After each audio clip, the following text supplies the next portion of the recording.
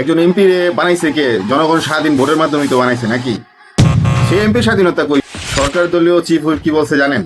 তাদের মনোনীত রাষ্ট্রপতি প্রার্থীকে যদি দলীয় সিদ্ধান্তের বাইরে গিয়ে কোনো এমপি ভোট দেয় তার সংসদ সদস্য বাতিল করা হবে। এই হয়েছে বাংলাদেশের অবস্থা, এবং এইটা আমাদের সংবিধানেও আছে যে দলীয় সিদ্ধান্তের বাইরে যদি কোনো এমপি পদপ্রার্থী ভোট দেয় বা সিদ্ধান্ত দেয় কোনো বিল পাশের ক্ষেত্রে, তার এমপিত্ব বাতিল। একজন এমপি বানাইছে কে? জনগণ স্বাধীন ভোটের মাধ্যমে তো বানাইছে নাকি? সে এমপি স্বাধীনতা কই? যদি একটা বিল পাশ হলো, এলাকার জনগণ এই বিলের বিপক্ষে, কিন্তু তার দল এই বিলের পক্ষে, এখন সে তো এলাকার মানুষের পক্ষে ভোট দিতে পারবে না, তার দলের পক্ষেই ভোট দিতে হবে। এই হচ্ছে স্বাধীনতা ভাই। এইটা কি জানেন?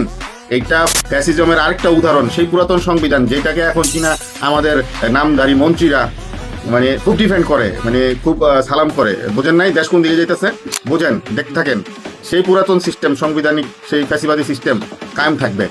হ্যাঁ, তাদের যা ইচ্ছা তারা তাদের মতো করবে। আপনাদের উদাহরণ দিলাম। এত মানুষ মহিলা রক্ত দিয়া কি লাভ হয়েছে? কোনো লাভ হয় নাই। ওই যে লাভ হেই কদুই, হ্যাঁ ওইটাই চলবে।